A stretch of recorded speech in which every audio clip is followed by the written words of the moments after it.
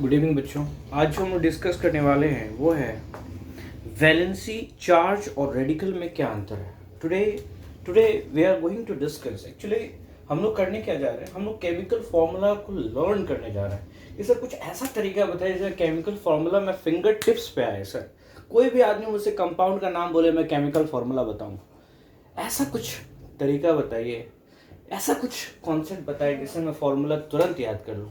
उसका तरीका क्या है सर? उसके लिए क्या है ना, आपको फाउंडेशन बहुत मजबूत करनी होगी सर। तो फाउंडेशन मजबूत करने का जो सबसे पहला स्टेप है वो स्टेप ये है कि सबसे पहला चीज़ जो है कि बच्चों में कन्फ्यूज़न ये होता है कि सर वैलेंसी, चार्ज और रेडिकल में क्या अंतर है। सबसे पहला चीज़ जो है वैलेंसी, चार्ज और रेडिकल में क्या अंतर है। वैलेंसी, चार्ज और रेडिकल में क्या अंतर है। तो यदि मैं आपको बहुत सिंपल भाषा में बताऊं तो what is valency? What is valency? It is the combining capacity of an element. It is the combining capacity of an element. किसी एलिमेंट को किसी और एलिमेंट से कंबाइन करने के लिए, रिलेशन बनाने के लिए, रिश्ता बनाने के लिए कितना इलेक्ट्रॉन दान करना पड़ेगा या कितना इलेक्ट्रॉन लेना पड़ेगा, उस डोनेशन ऑफ इलेक्ट्रॉन या फिर एक्सेप्टिंग द इलेक्ट्रॉन को लेना या फिर इलेक्ट्रॉन को देना, ये जो इलेक्ट्रॉन का दान होता है या फिर लेते हैं, इसी को हम क्या कहते हैं sir? Combining capacity of an element. और ये कंबाइन होता कैसे है? कंबाइनिंग होता कैसे है? देखो, तो होता क्या है, जैसे फॉर एग्जांपल मैं आपको एग्जांपल समझाता हूं। जैसे पोटेशियम क्लोराइड ले लेते हैं। क्या लेते हैं सर? Potassium chloride. क्या एग्जांपल ले लेते हैं? Potassium chloride. तो देखो सर, सबसे पहले तो ये समझो कि इलेक्ट्रॉनिक कॉन्फ़िगरेशन क्या होता है। देखो, एक एक चीज समझने की जरूरत है। विदाउट अंडरस्टैंडिंग कुछ नहीं हो सकता सर। तो पोटेशियम की यदि हम बात करें तो what is the atomic number of potassium? मैंने आपको एटॉमिक नंबर, मास नंबर याद करने के लिए कहा था, आप प्लीज याद कर लीजिएगा। Atomic number 1939, atomic number 19, mass number 39। मुझे मास नंबर नहीं, मुझे एटॉमिक नंबर चाहिए। Atomic number 19। मैंने आपको सिखाया था न्यूट्रल एटम में जितने नंबर ऑफ प्रोटॉन्स उतने ही नंबर ऑफ इलेक्ट्रॉन्स। तो यदि 19 प्रोटॉन है, इसका मतलब इलेक्ट्रॉन भी कितने हैं? 19 है। What is electronic configuration? तो बच्चों याद रखना, न्यूक्लियस के चारों तरफ क्या होता है ना, सेल्स होता है, जिसको हम लोग ऑर्बिट कहते हैं या फिर एनर्जी लेवल कहते हैं। तो उसमें क्या होता है ना, इलेक्ट्रॉन्स को अरेंज करना पड़ता है। हर सेल को, इलेक्ट्रॉन को अरेंजमेंट अलग अलग होता है। फर्स्ट सेल में कुछ और होगा, सेकेंड सेल में कुछ और, थर्ड सेल में कुछ और। तो ये जो arrangement of electron in the cell होता है ना, इसी को हम क्या कहते हैं? Electronic configuration. क्या कहते हैं? Electronic configuration. तो जैसे ये 19 इलेक्ट्रॉन को मुझे सेल्स में अरेंज करना हो तो सर हम कैसे अरेंज करेंगे? इसको बोलते हैं KLMN रूल। क्या बोलते हैं सर? KLMN rule. इसको बोलेंगे फर्स्ट सेल, इसको बोलेंगे सेकंड सेल। ये क्या है सर? आपका फर्स्ट सेल। ये क्या है आपका? First cell. ये आपका सेकंड सेल, ये आपका थर्ड सेल, ये है फोर्थ सेल। तो फॉर्मूला कौन सा लगता है sir? 2n²। What is the formula to distribute the electrons? The formula is 2n². What is n? n is the number of cell. यदि पहले सेल की बात कर रहे हैं तो n की जगह पे 1, तो n का स्क्वायर क्या होगा? 2 इंटू 1 का स्क्वायर, 1 का स्क्वायर 1, 2 1 जा 2। मतलब फर्स्ट सेल में कितने इलेक्ट्रॉन होल्ड करने की कैपेसिटी है? 2। सेकेंड सेल में कितनी कैपेसिटी है? n की जगह 2 रखो, 2 का स्क्वायर 4, 4 2 जा 8, 8 इलेक्ट्रॉन होल्ड कर सकता है। n की जगह 3 रखो, 3 का स्क्वायर 9, 9 2 जा 18। m जो है वो 18 इलेक्ट्रॉन रखने की क्षमता है। n की जगह 4 रखो, 4 4 जा 16, 16 2 जा 32, 32। k सेल, फर्स्ट सेल में, न्यूक्लियस के बाहर फर्स्ट सेल में, k सेल में कितने इलेक्ट्रॉन होल्ड करने की कैपेसिटी? 2। l में 8, m में 18 और n में 32। अब बात आती है कि सर इलेक्ट्रॉन का डिस्ट्रीब्यूशन कैसे हो। तो एक बात याद रखिएगा, एक कॉन्सेप्ट है जिसको बोलते हैं बोर एंड ब्यूरी कॉन्सेप्ट। क्या बोलते हैं? Bore and bury concept. वो कॉन्सेप्ट ये कहता है कि कभी भी किसी भी एलिमेंट के आउटर मोस्ट सेल पे 8 इलेक्ट्रॉन से ज्यादा नहीं होना चाहिए। क्या बोला? What is bore bury concept? According to Bohr-Bury concept, the outermost cell do not have more than 8 electrons. outermost cell पे कभी भी 8 इलेक्ट्रॉन से ज्यादा नहीं होना चाहिए।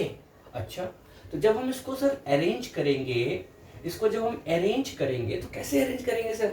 इसकी कैपेसिटी 2 तो 2, इसकी कैपेसिटी 8 तो 8। अब देखो 2 और 8 10 और 9 19, क्या यार 9 लिख सकता हूं? नहीं लिख सकता हूं। क्यों? क्योंकि बोर ब्यूरी कॉन्सेप्ट के हिसाब से चल रहा है भैया।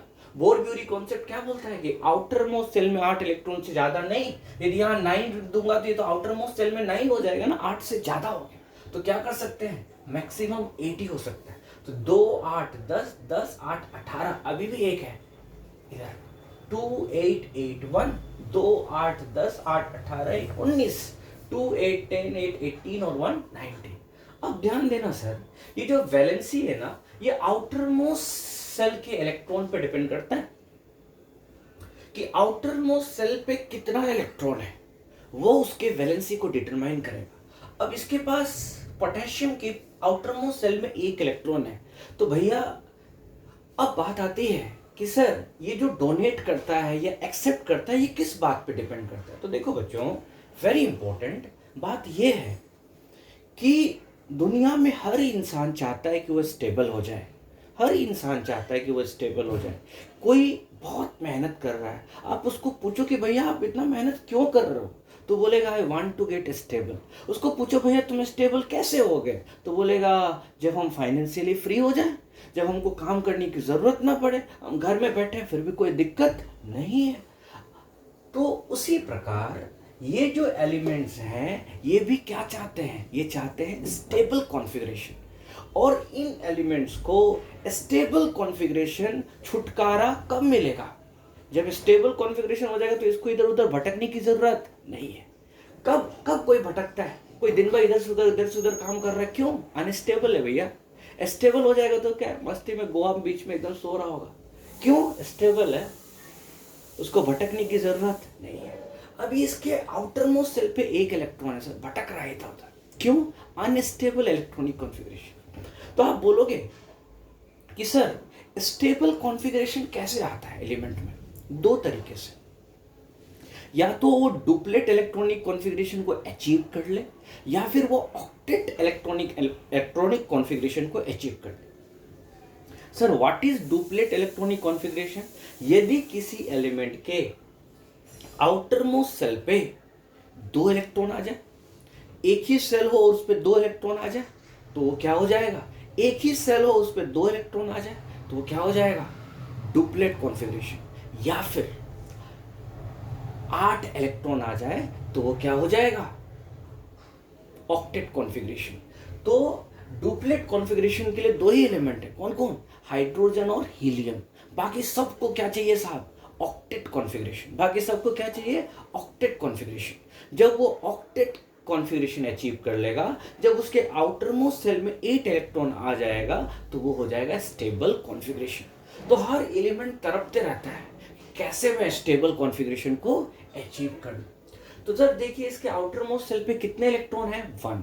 तो 7 इलेक्ट्रॉन तो कोई इसको देने से रहा, तो ये क्या करता है? खुद का ही 1 इलेक्ट्रॉन दे देता है ताकि ये स्टेबल कॉन्फ़िगरेशन को अचीव करे। तो ये 1 इलेक्ट्रॉन को क्या कर देगा? दान, डोनेट कर देगा। तो जब ये 1 इलेक्ट्रॉन का डोनेट करेगा ना सर, तो इसके ऊपर चार्ज कौन सा लग जाएगा? K+। और अब इसका इलेक्ट्रॉनिक कॉन्फ़िगरेशन क्या हो जाएगा? 2, 8, 8, 2 8 10 8 18। एक बात याद रखिएगा सर, इसने कितने इलेक्ट्रॉन दिए? Sir 1 electron. तो इसका वैलेंसी कितना हो गया? 1। इसका वैलेंसी कितना हो गया? 1। वैलेंसी में हम कभी भी साइन की बात नहीं करते कि प्लस है कि माइनस है, दे रहा है कि ले रहा है। वैलेंसी में हम सिर्फ बात करते हैं कि इलेक्ट्रॉन कितना इलेक्ट्रॉन दिया या लिया टू गेट स्टेबल। 1 इलेक्ट्रॉन दिया, 1, वैलेंसी 1। लेकिन चार्ज का मतलब क्या होता है सर? चार्ज मतलब पॉजिटिव या निगेटिव, साइन को बताना। अब देखो इंसानों में भी होता है ना, आप कहीं गाड़ी से जा रहे हो, किसी को दान करते हुए देखते हो, तो आपके दिमाग में ख्याल आता है कि यार अच्छा इंसान होता हो, पॉजिटिव इंसान होता होगा। किसी को भीख मांगते हुए देखते हो, हाथ पैर सलामत है फिर भी भीख मांग रहा है, इसका मतलब लगता है कि मेहनत नहीं करता है, भीख मांगता है। इसका मतलब क्या है कि निगेटिव फीलिंग आती है ना यार। ठीक उसी प्रकार वैलेंसी और चार्ज, भीख मांगना गलत नहीं है, हाथ पांव सब कुछ सलामत होते हुए भीख मांगना बहुत गलत है। ठीक उसी प्रकार जब चार्ज में एलिमेंट जब इलेक्ट्रॉन डोनेट करता है ना सर, तो उस पर कौन सा चार्ज आता है? Positive.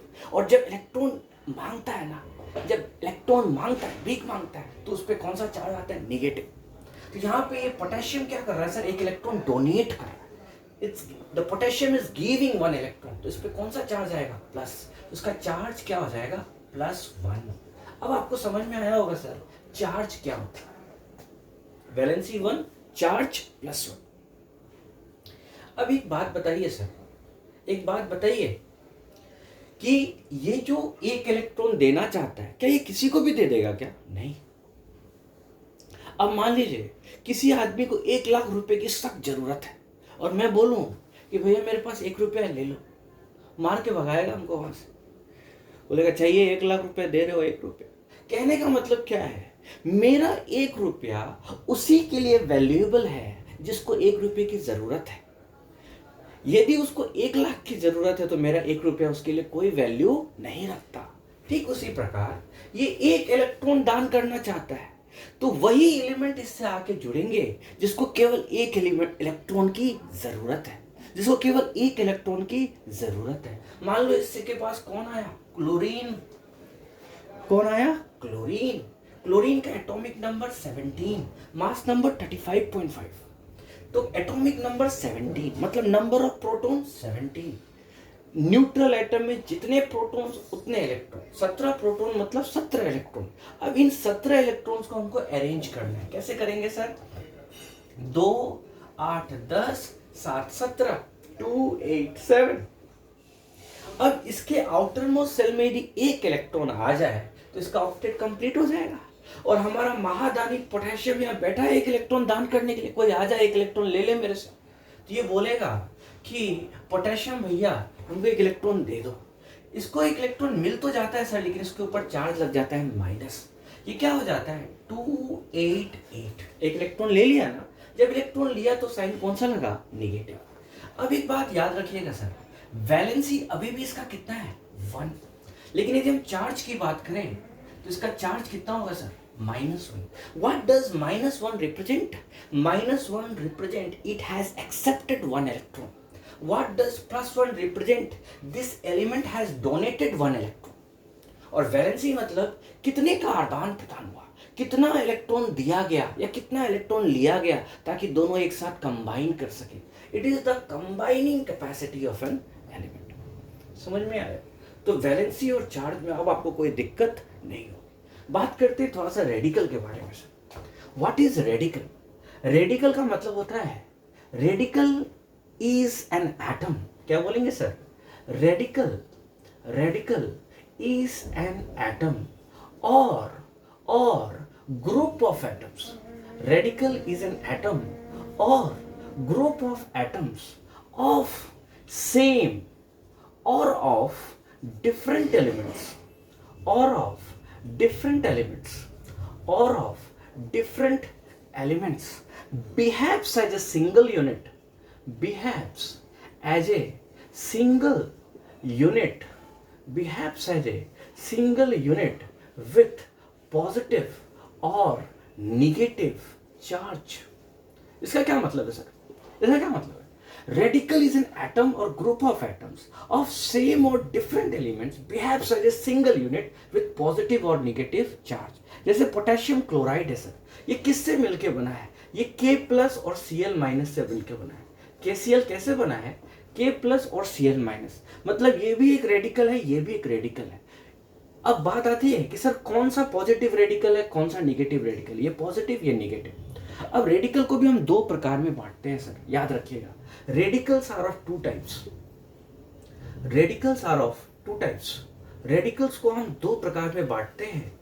Radicals are of 2 types. एक को बोलते हैं सर, याद रखने का तरीका है CEB कैप, में आइए, AEA, CEB कैब, में आइए, AEA। सर ये सी मतलब कैटायन, कैटायन, कैटायन मतलब पॉजिटिवली चार्ज्ड आयन, ई मतलब electro positive radical, electro positive radical, electro positive radical, और बी मतलब बेसिक रेडिकल। मैं ये 3 नाम क्यों लिख रहा हूं सर, कभी भी कोई नाम आ जाता है सर और आपको कंफ्यूजन होगा उस समय, मैं कंफ्यूजन का कोई किंतु परंतु रखना नहीं चाहता हूं सर, इफ वाई बट कुछ नहीं, मेरे क्लास करने के बाद आपको कोई कंफ्यूजन नहीं। CEB cation, positively charge ion, electro positive radical या फिर बेसिक रेडिकल, इसको क्या कहेंगे साहब, पॉजिटिव आयन को बोलेंगे बेसिक रेडिकल। क्या कहेंगे सर, बेसिक रेडिकल। AEA आइए, ए मतलब एनायन, ए मतलब एनायन, ई मतलब इलेक्ट्रोनेगेटिव रेडिकल, इलेक्ट्रोनेगेटिव रेडिकल, और ए मतलब एसिडिक रेडिकल, एसिडिक रेडिकल। मतलब एसिडिक रेडिकल कौन होता है, एनायन, निगेटिवली चार्ज आयन को हम लोग क्या बोलते हैं, एसिडिक रेडिकल। अब एक बात का ख्याल रखिएगा sir, it is an atom और ग्रुप ऑफ एटम्स, यहाँ पे तो एटम है K+Cl-, ग्रुप ऑफ एटम्स भी आ सकता है, समझ में आ रहा है, ग्रुप ऑफ एटम्स भी आ सकता है। जैसे कहीं पे लिखा हो मान लो KOH, तो K+ और OH-, जैसे मान लो मैं बोल दूं सपोज करो मैं बोल दूं KOH, मैं क्या बोल दूं सर, KOH, पोटेशियम हाइड्रोक्साइड, ये किससे बना है, K+ और OH-। ये क्या है, एनायन है, निगेटिवली चार्ज आयन है, इसको हम क्या बोलेंगे, एसिडिक रेडिकल। ये क्या है, positively charge ion, basic radical. ये क्या है, एनायन, एसिडिक रेडिकल। ये क्या है, positively charge ion, basic radical. अब यहां पर देखिए सर, ये कोई सिंगल एटम नहीं है, ग्रुप ऑफ एटम्स है, ऑक्सीजन भी है, हाइड्रोजन भी, ठीक है। तो ये एक एटम भी हो सकता है, ग्रुप ऑफ एटम भी हो सकता है, behave as a single unit, एक ही यूनिट है ये माइनस चार्ज है दोनों के लिए, सिंगल के लिए। इट इज एटम और group of atoms of same और different element behaves as a single unit with positive और नेगेटिव चार्ज। अब मुझे समझ में आ गया कि आपको वैलेंसी, चार्ज और रेडिकल में कोई कंफ्यूजन हो ही नहीं सकता। आगे बढ़ते हैं सर।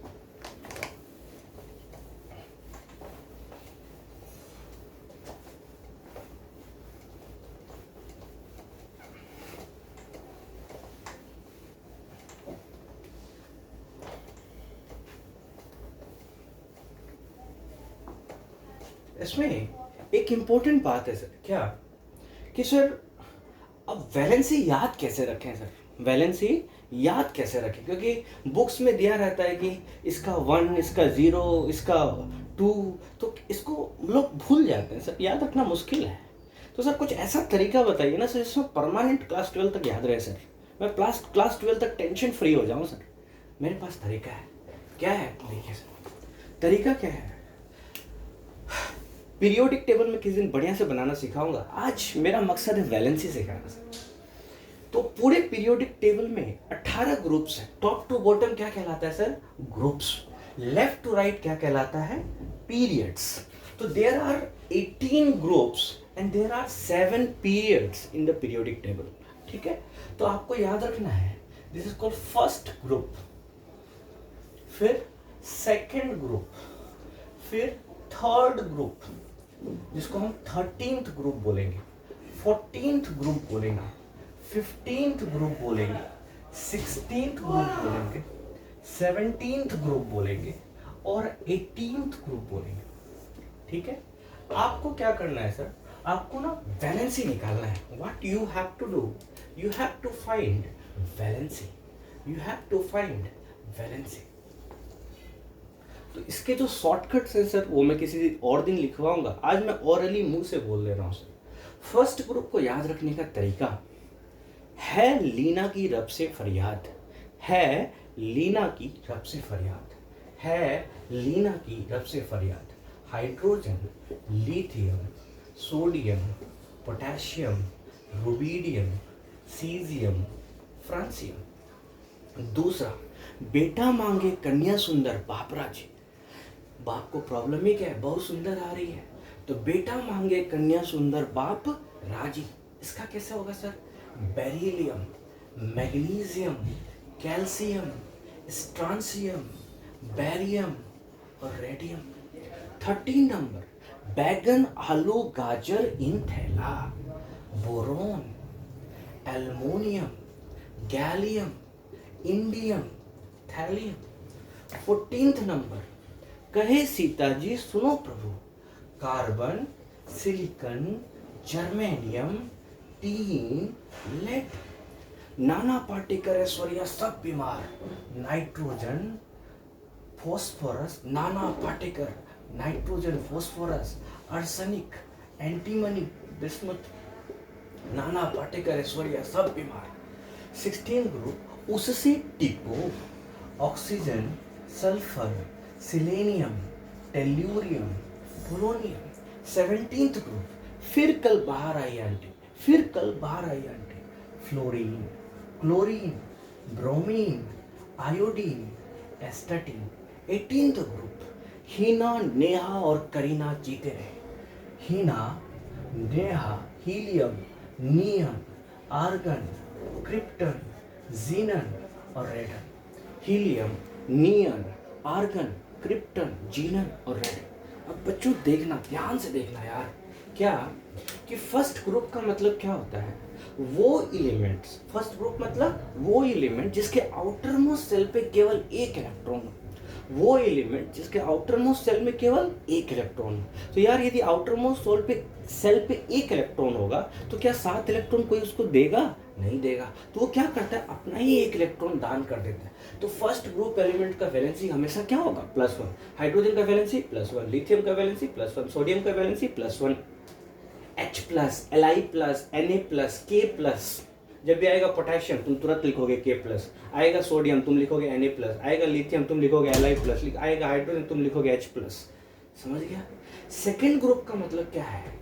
वो एलिमेंट जिसके आउटर मोस्ट सेल पे 2 इलेक्ट्रॉन होते, 6 इलेक्ट्रॉन तो इसको देगा नहीं यार कोई, तो ये अपना ही 2 इलेक्ट्रॉन दान कर देता है। इसका वैलेंसी क्या होता है? +2। ठीक है। 13th ग्रुप, ऐसे एलिमेंट जिसके आउटर मोस्ट सेल पे 3 इलेक्ट्रॉन है, तो इसको 5 इलेक्ट्रॉन तो कोई देगा नहीं, तो ये 3 इलेक्ट्रॉन दान कर देता है। इसका हो गया +3। बच्चों एक बात याद रखना, 3 is the valency, +3 is the charge, 2 is the valency, +2 is the charge, 1 is the valency, +1 is the charge. एक इलेक्ट्रॉन दान किया +1। सेकेंड ग्रुप के सारे एलिमेंट्स कितने इलेक्ट्रॉन दान करेंगे? तो +2। 13 ग्रुप के सारे एलिमेंट्स कितने इलेक्ट्रॉन दान करेंगे? 3 +3। 14 ग्रुप के एलिमेंट्स ऐसे एलिमेंट है जिसके आउटर मोस्ट सेल पे 4 इलेक्ट्रॉन्स हैं।